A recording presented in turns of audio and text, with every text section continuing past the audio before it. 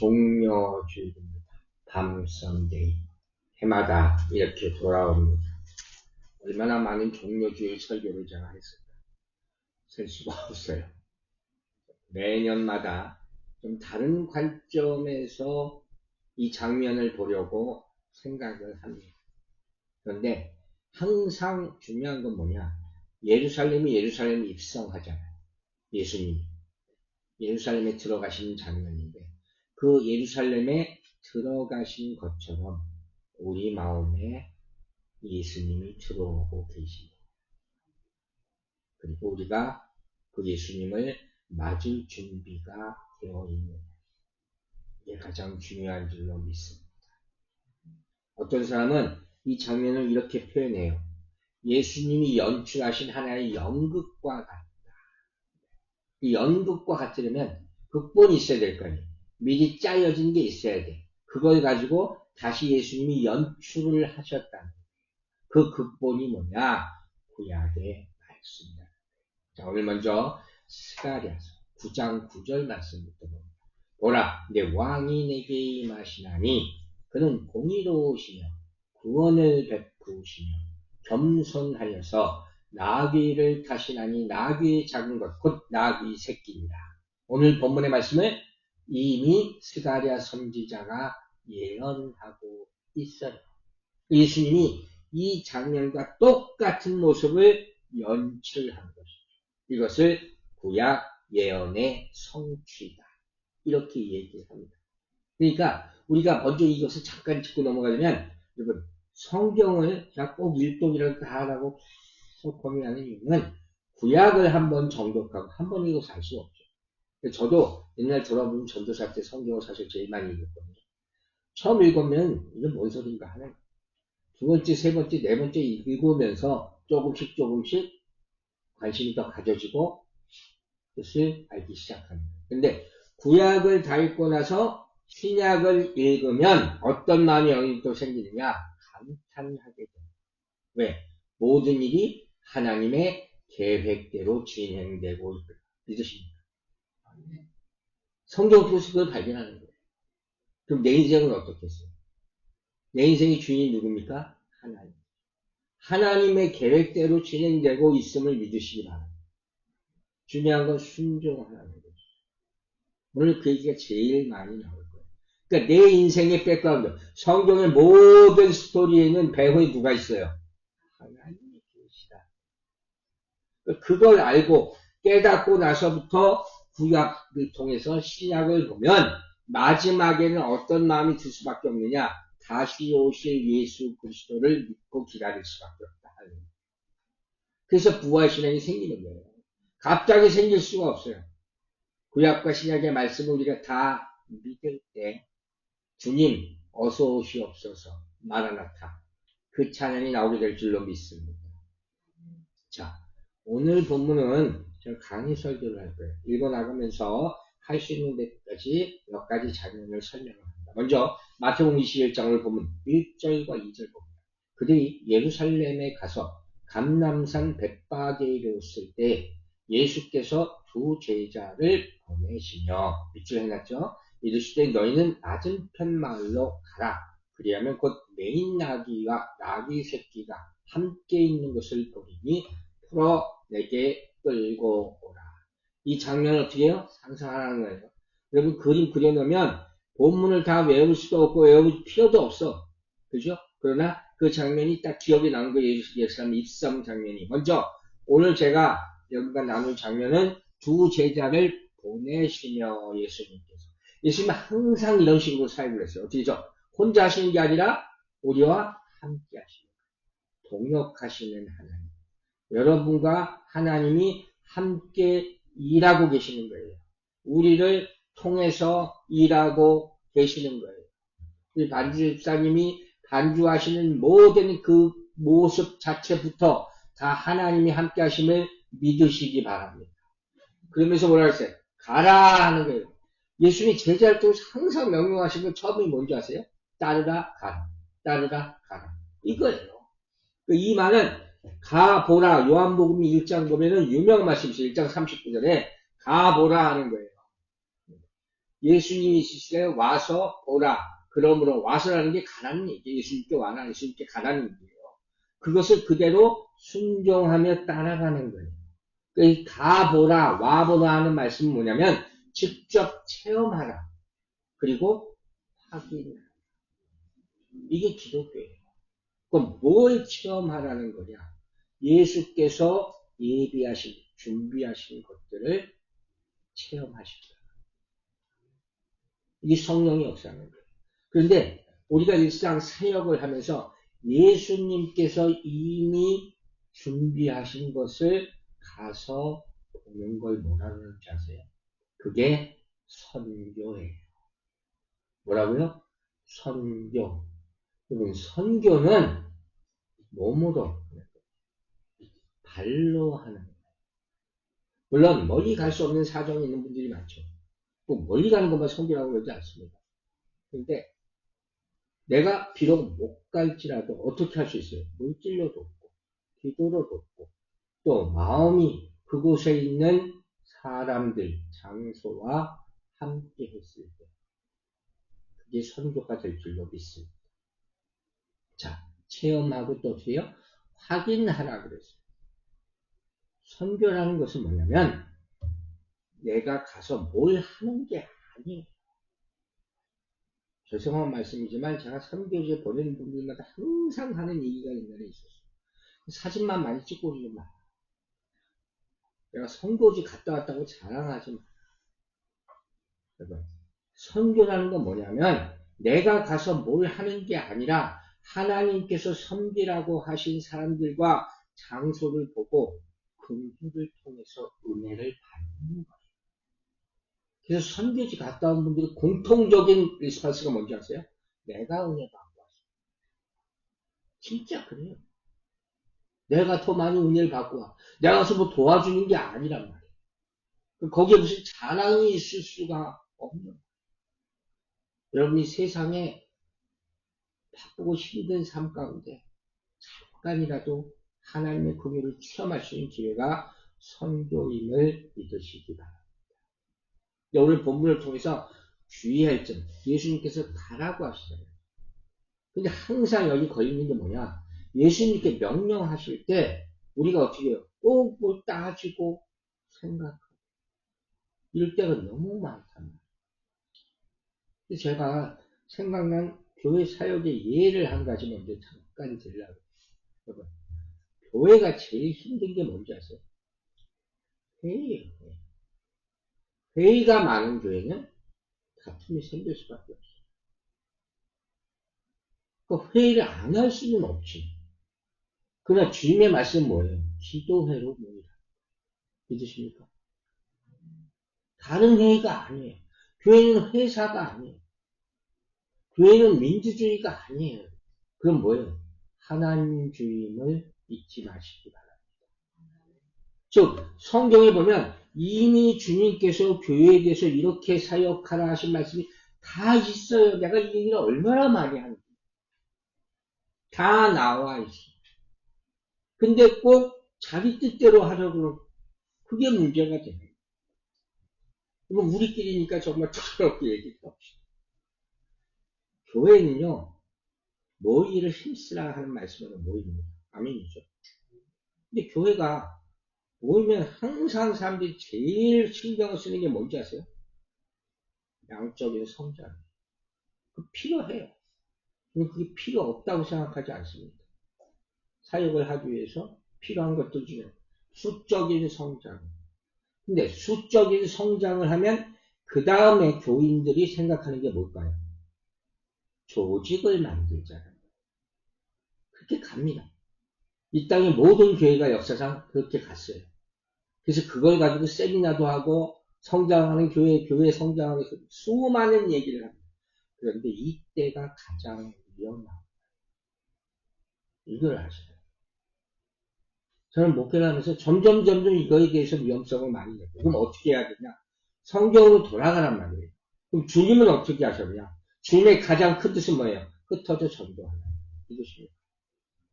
흩어져 전도하라. 자, 마태복음 28장 보세요. 마지막이죠. 마태복음 마지막 19절. 그러므로 너희는 가서 모든 민족을 제자로 삼아 아버지와 아들과 성령의 이름으로 세례를 받고 제자 삼으라 하는 거예요. 예수님의 유언이에요. 이게 지상 명령이라고 했어요. 예수님 죽기 전에 죽으시고 나서 부활하시고 나서 마지막으로 남기신 유언이 바로 지상 명령 제자 삼으라.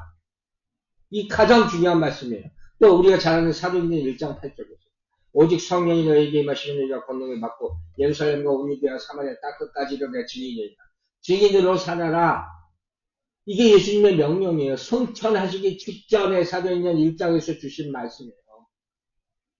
여러분 성경 어느 곳에도 무슨 어마어마한 메가 처치를 만들어라 이런 얘기는 나오지 않아요. 죄송한 말이야.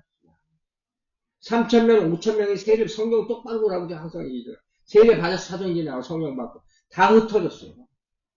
그게 사도행전 뒤에 나오는 고린도 교회, 로마 교회 다 이런 거예요. 에베소 교회 다 흩어져서 교회를 세워요. 그 당시 교회는 다 가정교회였고 주님의 말씀하시는 내가 교회가 돼서 복음을 전하시기 바랍니다. 여러분 한 사람 한 사람이 교회가 되라. 성령이 여러분의 안에 있음을 믿으시기 바랍니다. 여러분의 몸이 성전이라고 그랬잖아요. 자, 다시. 사람들이 교회에 모여서 어떻게 해요? 회의를 하는 이유는 뭔지 아세요? 교회가 잘 되기 위해서 회의를 하겠죠. 여러 의견이 있으니까 의견을 하나로 만들기 위해서 회의를 하는 게 다 필요해요. 어떻게 해야 될지 잘 모르겠으니까 의견을 모아보자 하는 걸까? 방향성을 결정하기 위해서 하는 걸까? 근데 하다 보면 꼭 무슨 일이 생기냐면 이게 실질적인 일, 정말 실질적인 일이 많아요. 누군가가 꼭 주인이 되려고 해요. 그건 어쩔 수 없어. 어쩔 수 없다는 제 말이 참 안타깝지만 그렇게 가게 되어 있는 거예요. 근데 제가 또 얘기하는 거예요. 오늘 본문을 보세요. 주님의 길은 이미 예비되어 있어요. 믿으십니까? 그 나귀를 준비하신 것처럼 결국 주님이 가는 길은 뭐예요? 마지막 길은 운명 데스티니는 뭐예요? 어디예요? 십자가. 그래서 밤선대 이후 십자가에 죽으시잖아요. 골고다 언덕을 오르시는 거예요. 오로지 이거예요. 예수님이 이 땅에 오신 목적이 뭐라고 했어요, 여러분? 예수님이 이 땅에 오셨어요. 죽으러 오셨다 그랬어요. 죽으러 오셨다. 여러분 죽으러 이 땅에 온 사람 있어요, 여기? 잘 살다 온 거 아니에요? 근데 예수님은 제가 얘기하는 게 아니라 마태복음 20장 보세요. 28장. 인자가 온 것은 섬김을 받으려 함이 아니라 도리어 어떻게 섬기려 하고 자기 목숨을 많은 사람의 대속물로 주려 합니다. 죽기 위해서. 성경이 얘기하잖아. 근데 이게 아이러니라 해야 되나? 예수님 당시 따르던 사람들, 제자들조차 예수님이 가시는 길이 어디인지 알았어요, 몰랐어요? 몰랐단 말이에요. 그러니까 예수님이 죽으니까 다 도망가잖아요, 다 도망가. 한 사람도 끝까지 따르는 사람이 없을 테니까. 그럼 여러분 압니까? 예수님 마지막 길이 뭐라고요? 십자가. 따를 수 있겠습니까? 따르겠습니다. 이건 두려운 질문이고 목사님 저조차 대답하기가 쉽지 않은 마지막 때의 환란 제가 자주 얘기하는 거 있잖아요. 난 그 전에 하늘나라 가고 싶다. 얼마나 큰 환란이 올지 모릅니다. 다음 오늘 본문 풀어 내게로 끌고 오라. 굉장히 중요한 점.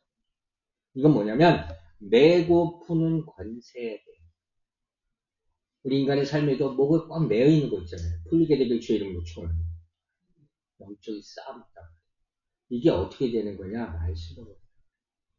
그래서 목사가 말씀을 선포하는 거예요. 제 말씀을 좀 쑥스럽지만 옛날에 교회에서 설교할 때 어떤 여자 집사님이 오셔서 그런 얘기를 할 때 있었어요. 내가 찬양하면서는 눈물을 흘려봤지만 말씀 듣고 감동받은 게 처음이에요. 근데 그게 맞는 거예요. 왜? 예수 그리스도의 말씀에 능력이 있음을 믿으시기 바랍니다. 그래서 선포하라는 거예요. 예수님 말씀이 내 안에 올 때 치유받게 될 줄로 믿습니다. 그래서 제가 병자들한테 가서 기도할 때 항상 얘기하는 거예요. 말씀을 읽으세요. 제발 읽으세요. 소리 내서 읽으세요. 들으세요. 그게 능력이기 때문에. 여러분 세상의 것들에는 자유함이 없어요. 그죠? 우린 다 세상에 무언가에 지금 매여있어 살아요. 그래서 힘든 거예요. 마음대로 안 되니까. 극단적으로 죄에 매여있죠. 사람에 매여있죠. 돈에 매여있죠. 관계에 매여있죠. 다 매여 있어요. 그러면서 그거 얘기하기 싫으니까 보여주기 싫으니까 다 핑계대는 거예요. 그다 감추려 하는 거예요. 그러다가 남의 탓하기 우리 인생이 이래요. 그게 부끄러운지 내가 아니까 다시 한번 얘기합니다. 여러분의 메인 모든 것들이 예수 이름으로 풀게 되기를 주의 이름으로 축원합니다. 진짜 중요한 문제예요. 즉 매려는 사람이 있어요. 그리고 푸는 사람이 있어요. 누가 풀어요? 예수 그리스도가 푸는 줄로 믿으시기 바랍니다. 세상이나 교회 안에 항상 문제를 만들려는 사람이 있어요. 사탄 마귀. 그러나 중간에서 풀려는 사람이 여러분이 되시기를 주의 이름으로 축원합니다. 여기에 필요한 게 뭐냐? 하나는 권세예요. 또 하나는 때를 기다리는 시간. 예수님은 바로 오셔서 풀릴지어다면 풀립니다. 그럼 우리에게는 그 권세가 다 있는 게 아니기 때문에. 그래서 마태복음 16장 19절에서 이렇게 얘기해요. 내가 천국 열쇠를 내게 주리니. 그 베드로에게 한 말씀이죠. 16장 16절에서 주는 그리스도의 살아계신 하나님의 아들입니다. 베드로가 유명한 신앙 고백을 했다고 했어요. 그래서 이 말씀을 주는 거예요. 내가 땅에서 무엇이든지 매면 하늘에서도 매일 것이고 땅에서 무엇이든지 풀면 하늘에서도 풀리리라. 이게 매인 것을 풀리게 하는 역사예요. 이게 언제 나왔어요? 베드로가 신앙 고백한 후가. 엄청난 말씀이에요. 근데 베드로는 왜 이걸 못했을까? 여기에 중요한 질문이 있는 거예요. 그 엄청난 신앙 고백을 하고 천국 열쇠에 대한 말씀까지 나오고 매고 푸는 권세 얘기까지 나왔는데 왜 베드로는 예수를 3번이나 부인하고 딴짓하고 혼나기만 했느냐? 그 후 한 가지 답을 오늘 제시합니다. 그게 바로 겸손이에요. 사랑하는 여러분, 매고 푸는 힘은 겸손으로부터 나온다는 사실을 잊지 마시기 바랍니다. 자, 여러분, 이런 얘기를 하나 할게요. 권력이라는 게 있어요. 그죠? 권위라는 게 있어요. 어떤 게. 그 차이가 뭔지 아세요? 권력과 권위. 권력은 힘이잖아요. 그 힘으로 행사할 때는 누군가가 누군가의 복종을 이끌어낼 수는 있어요. 그죠? 힘에 우리는 굴복하니까. 그러나 진정한 의미에서 충성은 거기 없어요. 할 수 없어서 하는 거지. 하지만 권위가 있을 때, 특별히 영적 권위가 있을 때는 존경을 가지고 자발적 희생을 동반할 수가 있는 거예요. 저는 내가 따라가도 되겠구나. 그래서 1세기, 2세기, 3세기 당시 순교자가 그렇게 많아요. 예수의 권위를 목격한 사람. 권위세요. 그리고 이 권위가 바로 어디로부터 나온다고요? 겸손으로부터 나온다는 것을 오늘 본문이 보여주는 거예요. 마태복음 21장 오늘 보면 5절 봅시다. 내 왕이 내게 임하리니 어떤 왕이에요? 그는 겸손의 왕. 나귀 곧 멍에 매는 짐승의 새끼를 탔도다. 우리가 아까 스가랴 선지자의 말씀하고 똑같은 얘기예요. 예수 그리스도는 겸손의 왕임을 믿으시라. 이렇게 나귀 새끼는 예수님이 먼저 준비하시는. 그리고 나서 주가 쓰시겠다. 주님 때가 됐을 때 부르는 거예요. 여호와 이레의 하나님을 믿으시기 바랍니다. 하나님의 때를 기다리세요. 하나님의 때를 기다리세요. 그리고 묵묵히 믿음으로 그 자리에서 견디실 때 하나님 축복해 주실 줄로 믿습니다. 나귀를 부르시고 이제 나귀 등에 앉으셨어요. 겸손을 실천하는 거예요. 여러분, 겸손은 이론이 아니라 삶이에요. 내가 그렇게 드러내야 되는 거예요. 그리고 그 순간 백성들이 그 모습을 보고 호산나를 외칩니다. 호산나, 주여 지금 우리를 구원하소서. 이게 호산나의 뜻이에요. 마태복음 21장이 그 모습을 정확하게 보여줘요. 7절과 9절. 나귀와 나귀 새끼를 끌고 와서 자기들의 겉옷을 그 위에 얹음에 예수께서 그 위에 타셨죠. 앞에서 가고 뒤에서 따르는 무리가 소리 높여 이르되 호산나 다윗의 자손이여 찬송하리로다. 주의 이름으로 오시는 이여. 자, 여러분, 겸손할 때 우리는 많은 것을 배우게 됨을 잊지 마시기 바랍니다. 겸손할 때 우리는 많은 사람으로부터 칭찬받게 됨을 믿으시기 바랍니다. 그리고 겸손할 때 우리는 하늘로부터 오는 권세를 받게 될 줄로 믿으시기 바랍니다. 주님을 만나는 거예요. 그리고 오늘 설교 제목 뭔지 기억하세요? 선할 때와 악할 때 메시아가 오시는 방. 저도 이런 타이틀을 처음 정해봤어요. 오늘 본문이 메시아가 예루살렘에 입성하시는 모습을 보여준단 말이에요. 전체적으로 봤을 때. 여러분, 성경을 보면 이스라엘이 선할 때는 다니엘 7장에 그 모습이 나오는데 메시아가 구름 타고 오십니다. 그 모습이 보여져요. 본문을 띄우지는 않았어요.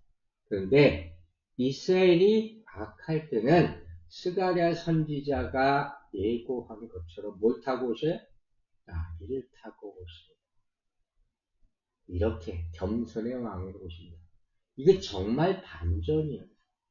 이 말은 뭐냐면 예수님께서 이 땅에 오신 이유는 뭐예요? 우리의 죄를 구속하기 위해서. 거기서 본인이 고난당하시고 십자가에 죽으셨어요. 이 모습을 평화라고 합니다. 예수님의 무기는 핵무기가 아니라 평화의 무기예요. 평화라는 타이틀을 가진 무기로 세상을 다 구원하셨음을 믿으시기 바랍니다. 힘으로 전쟁을 일으켜서 얻은 것이다. 오늘날의 현실을 잘 분별하게 되기를 바랍니다. 마태복음 21장 3절 보세요.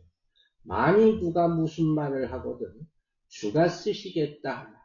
그리하면 즉시 보내리라 하시니. 자, 제가 몇 번 언급했죠.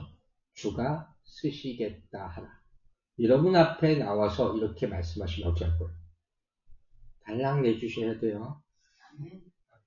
아멘. 왜요? 하지 말고 큰일 나고 벌써. 그러면 안 되는 거예요. 즉 순종을 시험하시는 거예요. 소도에 제가 얘기했잖아요. 가야 되는 거예요. 순종을 명하시는 거예요. 그러니까 예수님과 우리의 관계는 사실은 다 이거예요. 순종의 테스트. 말씀을 얘기할 때 아멘이 나온다면 그건 영혼이 움직이는 거예요. 그죠? 그리고 나서 어떻게 하라는 거예요? 이 말씀대로 살아라. 그러니까 마지막에 우리가 순종에 대해서 제가 설교가 마칠 거예요. 순종의 4가지 요소를 간단히 얘기하고 마칩니다. 첫 번째, 성경적 순종은 뭐냐? 제가 자주 얘기했죠. 즉각적인 순종이에요. right now.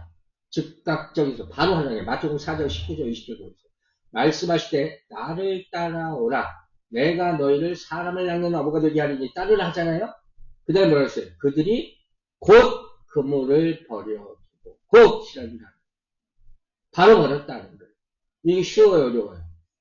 이게 쉬운 거 아니에요.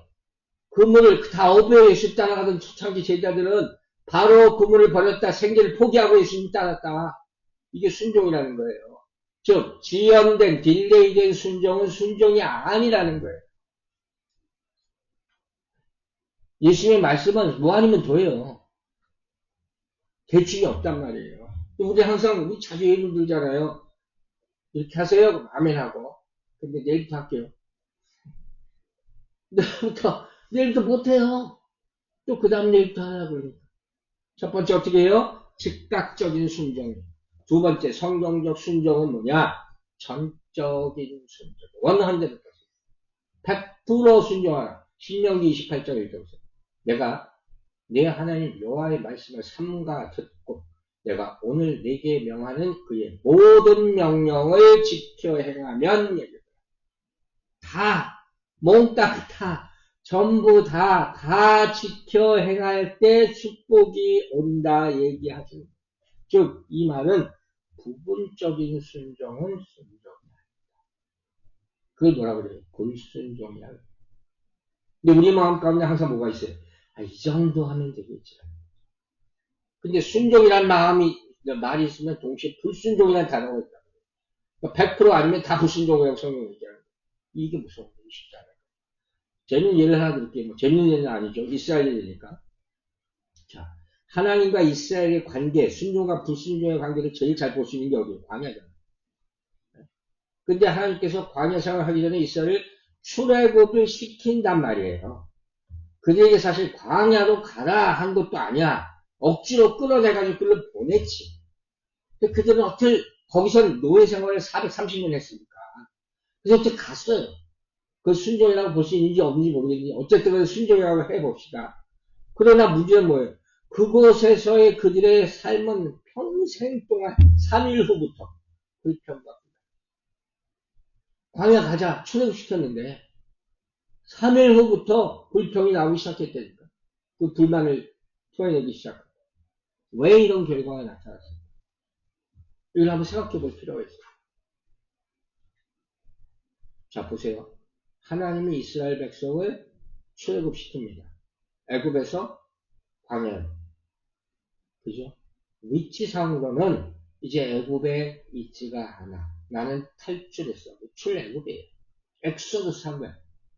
너무 좋았겠지. 그러나 광야에 가서 살아보니까 컨디션을 조건적으로는 만족할 수가 없어요. 이게 딜레마야. 우리가 하나님 살려주세요 할 때는 거기 전력을 다 쏟아. 근데 어쨌든 살려주시고 나면 이상하게 불만이 참 묘한 거죠. 이때부터가 진짜인 거예요. 그러나 성경 말씀을 보면서 우리가 알게 있어요. 위치도 어디로 가는지, 조건도 어떤 컨디션인지 다 하나님이 정하시는 거예요. 있습니까? 다 하나님이 정하시는 거예요. 우리를 위해서 하시는 거예요. 제가 형님 얘기하잖아요. 내가 좋은 조건과 상황을 만들려고 교회를 만드는 게 아니에요. 신앙생활을 그렇게 하는 게 아니에요. 나의 만족과, 그죠? 아니라 하나님이 주시는 만족이 있어요. 그걸 얻게 되기를 주의 이름으로 축원합니다. 그 기쁨은 평생 가요. 자, 세 번째. 첫 번째가 뭐예요? 첫 번째가 즉각, 두 번째가 100% 전적인 순종. 세 번째 순종, 성경적 순종을 보려면 기쁨과 찬양을 동반하는 순종. 시편 28편, 7편, 1절. 여호와는 나의 힘과 방패시니 내 마음이 그를 의지하여 도움을 얻었도다. 그러므로 내 마음이 크게 기뻐하며 내 노래로 그를 찬송하리라. 그러면 찬양할 때 정말 기쁜 마음으로 순수한 마음, 깨끗한 마음으로 순종함으로 찬양하게 되기를 주님으로 축원합니다. 이게 얼마나 중요해요. 그러니까 이게 뭐냐면 안타까운 얘기지만 어떤 분들은 순종을 하면서 억지로 한단 말이야. 이게 불종인지 뭔지 할 때 복종인지 순종을 하긴 해 그러면서 뭐라 그래요? 어우 이 왼수하면서 신세 타령하면서 팔자 타령하면서 그러면서 하는 거예요. 그죠? 막 우리가 걸레질을 한다고 바닥 걸레질을 한다고 쳐봐 그러면서 신세한 그 사람과 내가 이렇게 열심히 닦으니까 다른 사람들이 얼마나 깨끗할까 생각하는 사람을 같을 수가 있겠어? 같을 수가 없을 거야. 여러분, 우리가 정말 순종했다면 어떤 상황에서도 여러분의 마음의 기쁨과 감사가 있어요. 이 정말 순종. 그래서 찬양이 저절로 나오게 돼요. 여러분 일하시면서 옛날에 유흥가 보다가 찬양 나고 있어요. 성령 역사예요. 순종이라는 찬양 보내드렸죠. 뭐 가사가 왜 이렇게 사람의 마음을 약하게 만들어. 가사 중에 이런 게 있어요. 나를 버리고 내려놓을 내 안에 넘치는 사랑을 보았습니다.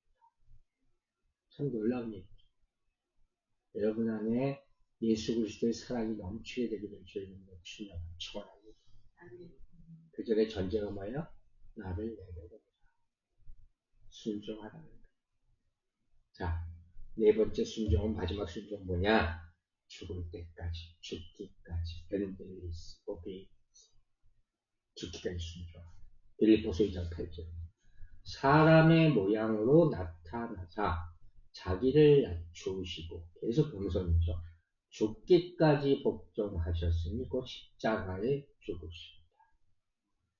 예수님이 순종의 모델이에요. 그죠? 예수님이 예루살렘 입성 장면으로 다시 돌아가 보세요. 왜 오셨다고요? 죽기 위해서 오셨다고요. 즉 성공하기 위해서, 사람 찬양받기 위해서, 명예를 얻기 위해서. 호산나 외치던 사람들이 다 예수를 죽여라 하잖아요. 수있다. 세상은 그런 거예요. 예수님은 근데 아랑곳하지 않죠. 왜? 당신의 목표가 고난과 죽음이거든요. 마태복음 20장 18절에 나와 있어요. 보라, 우리가 예루살렘으로 올라가노니 인자가 대제사장들과 서기관들에게 넘겨지며 그들이 죽이기로 결의하고. 알고 있었어요. 19절. 이방인들에게 넘겨주어 그를 조롱하며 채찍질하며 십자가에 못 박게 할 것이라. 제 3일에 살아납니다. 마지막 구절이 없었으면 어땠을까? 절망이죠.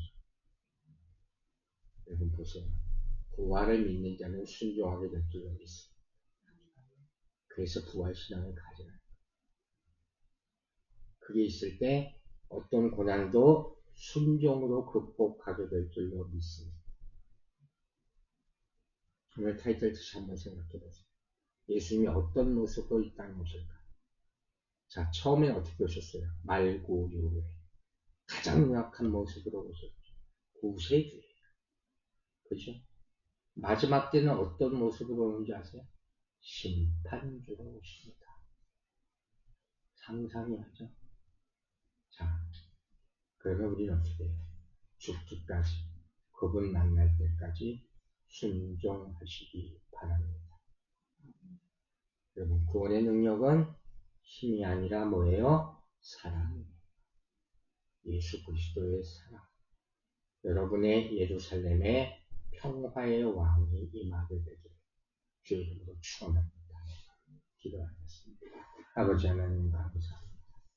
종려주의를 맞이하여 예루살렘에 입성하시는 예수님의 모습을 그려보았습니다.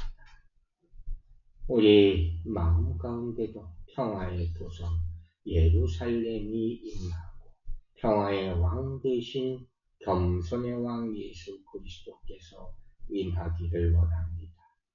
그 십자가의 사랑으로 말미암아 세상을 구원하시고 평화를 이루게 하실 줄로 믿사옵니다. 호산나를 외치며 주를 찬양하는 백성들을 축복하여 주시옵소서. 감사드리며 우리를 구원하신 우리 구주 예수 그리스도의 이름으로 기도했습니다. 아멘.